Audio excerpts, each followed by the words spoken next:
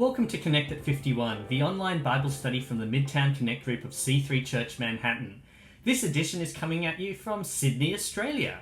So for those that are joining us for the first time, watch the video until you see a question screen like this, and then share your answers with the group. The first icebreaker question for today is this: when have you done exactly the right thing at exactly the right time?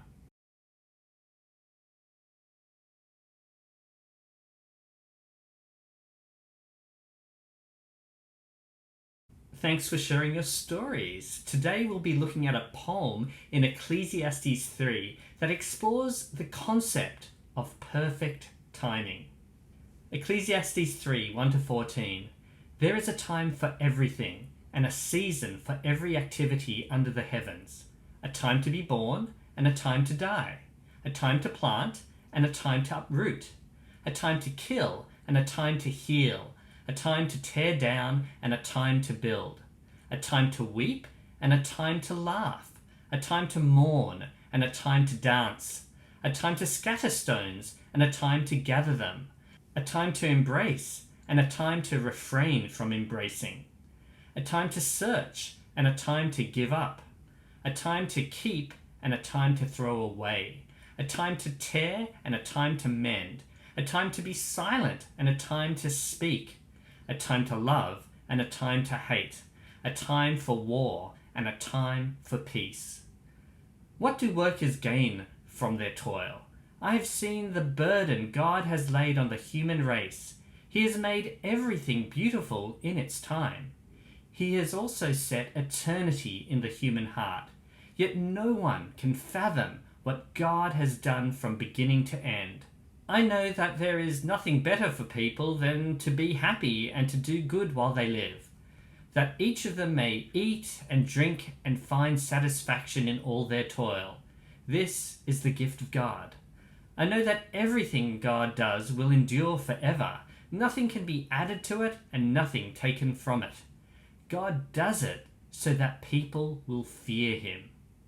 This passage, Ecclesiastes 3, opens with the statement that there is a time for everything. So what do you think it feels like when things happen in their perfect time?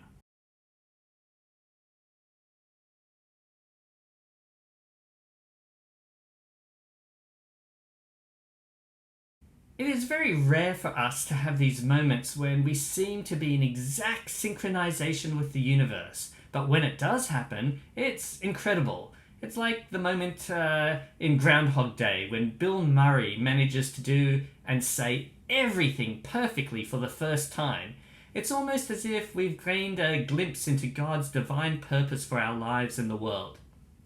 Now, most of you probably shared moments that were positive experiences. But Ecclesiastes 3 contains a poem of 14 sets of opposites: birth, death, love, hate, war, peace, mourning, dancing, and so forth.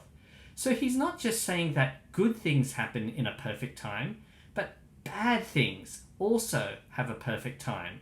But that's not all. This type of writing is a literary technique known as Merism. Now, a Merism takes two opposite extremes to make a point. So your next challenge is this: make up a Merism of your own, or find one in common speech literature or the Bible. So what's the point of using opposite words in a Merism?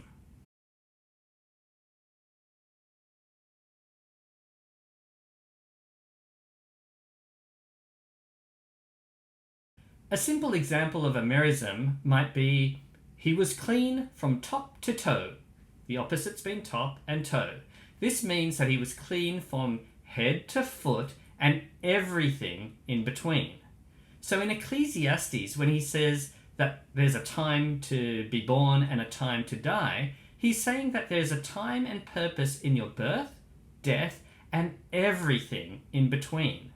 In this list of 14 opposites, it covers all of life, all the emotions we experience, all the work we do, all the actions we take, all the things we say. And the point of it is that there is a time and purpose for it all. But this brings us to a problem, because we just described the amazing feeling that we have when we experience things in perfect timing. And this poem says that everything has a perfect time. In fact, verse 11 says, He has made everything beautiful in its time. So why doesn't it feel like all things are happening in a perfect time? Why doesn't everything seem beautiful?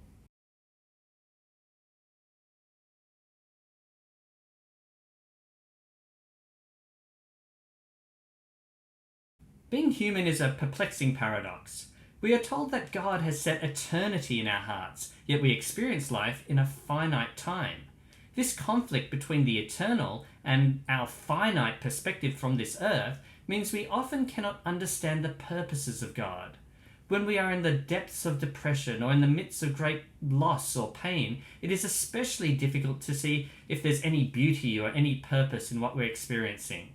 He goes as far to say, no one can fathom what God has done from beginning to end. So here's the problem. Everything is happening in a perfect time from God's perspective, but the problem is we just cannot fathom it.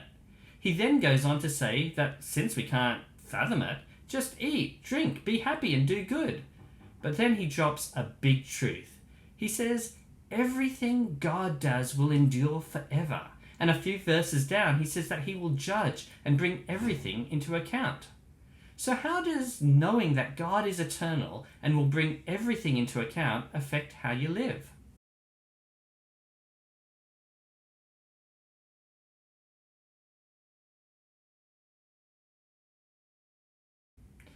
The big message in Ecclesiastes is the idea that we are to fear God. To fully understand what it is to fear God, it is this sense of respect and awe and submission to God. Robert B. Strimple describes it as follows. There is a convergence of awe, reverence, adoration, honor, worship, confidence, thankfulness, love, and yes, fear. This is the only way to appropriately respond when we appreciate the eternal and powerful and utterly loving nature of God.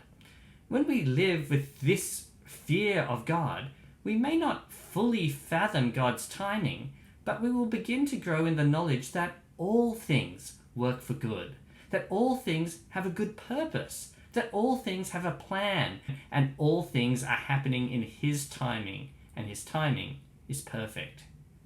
We may not fully understand it now while we live on this earth, but we will know it one day in heaven because He has set eternity in our hearts.